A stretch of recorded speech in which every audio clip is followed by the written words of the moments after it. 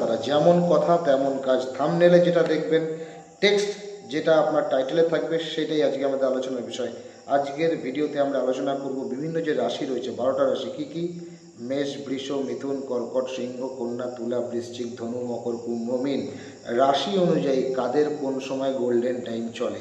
তো দর্শক বন্ধু, সময় একটু আমরা অতিবাহিত করব না, জাস্ট টু দ্য পয়েন্ট আমরা চলে আসব। নমস্কার, আমি গুরুজি শ্রী অভিজিৎ শাস্ত্রী আপনাদের সামনে আবারও আসলাম। দর্শক বন্ধু, রাশিচক্রের প্রথম রাশি যাদের মেষ রাশি, তাদের জন্য বলছি মেষ রাশির শুভ সময় 22 বছর, 27 বছর এবং 29 বছর লিখে রাখবেন। পরবর্তী যে দ্বিতীয় রাশি আছে সেটা কি? বৃষ রাশি। রাশিচক্রের দ্বিতীয় রাশি বৃষ রাশি। বৃষ রাশির মালিককে শুক্র, এবং বৃষ রাশির যে সুবর্ণ সুযোগ জীবনে আসে 36 বছর বয়সের পর থেকে জীবনে ডেভেলপমেন্টের টাইম, এইটা চলে 39 বছর বয়স পর্যন্ত। এই টাইমের মধ্যে জীবনে কিন্তু গোল্ডেন টাইম, ভালো কোনো কিছু প্রাপ্তি, শুভ কোনো কিছু ঘটা, স্থাবর অস্থাবর সম্পত্তি করার এটা উল্লেখযোগ্য সময়। তৃতীয় হচ্ছে মিথুন রাশি। মিথুন রাশির অধিপতি গ্রহ হচ্ছে বুধ, তোমরা জানো। তো মিথুন রাশির জাতক জাতিকারা অনেক সময় অনেক অল্প বয়সে কেরিয়ারে ডেভেলপমেন্ট করার সুযোগ পায়। সেটা একটা চান্স আছে 24 থেকে 26-এর মধ্যে। এর পরবর্তী জীবনে আবার একটা যোগ আসে 44 বছর বয়সের পরে। চলে আসবো চতুর্থ রাশি। রাশিচক্রের চতুর্থ রাশি হচ্ছে কর্কট রাশি এবং তার মালিককে চন্দ্র। কর্কট রাশির জাতকরা কিন্তু যদি তারা ব্যবসা ক্ষেত্রে যায়, তাদের জীবনে কিন্তু গোল্ডেন টাইমটা 27 বছর বয়সের পর থেকে শুরু হয়। চাকরি করুক আর ব্যবসা করুক, ওভারঅল 27 থেকে 30 এই সময়ের মধ্যে কিন্তু জীবনে ডেভেলপমেন্টের টাইম থাকে।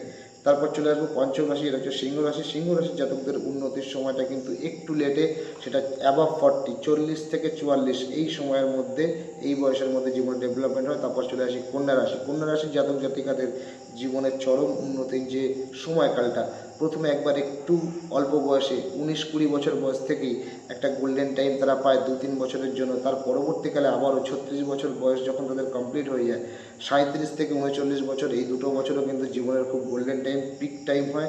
এই সময় অনেক কিছু অনেকে করে নিয়েছে এর আগে। তারপর চলে আসি যেটা সপ্তম রাশি, সেটা হচ্ছে তুলা রাশি। তোমাদের মধ্যে অনেকে তুলা রাশি আছে না? কার কী রাশি তোমরা কমেন্ট করে জানাবে তো।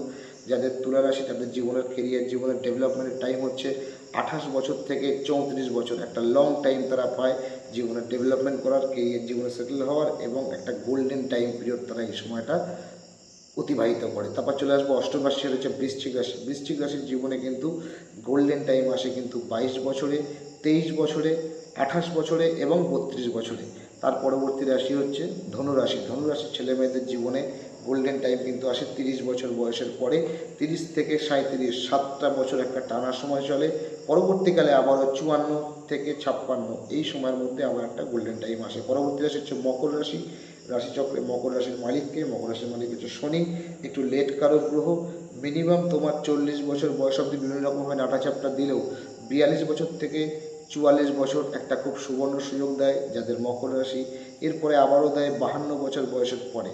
তারপর চলে যাবে যাদের কুম্ভ রাশি। কুম্ভ রাশির মালিক অধিপতি হচ্ছে শনি।